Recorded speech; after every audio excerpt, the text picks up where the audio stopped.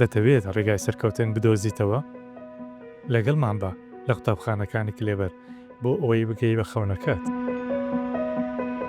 گەر دەتەوێت نمرەی بەرز هەڵبژێری لەگەڵ باشترین و پڕزانسترین مامۆستایەکانی شاری هەولێر، لێرە تەنها ناخوێنی بەڵکو ئایندەی تەمەنت دیاری دەکەیت. دەتەوێت ڕێگای سەرکەوتن بدۆزیتەوە؟ لەگەڵمان بە لە قوتابخانەکانی کلێبەر بۆ ئەوەی بگەی بە خەونەکەت.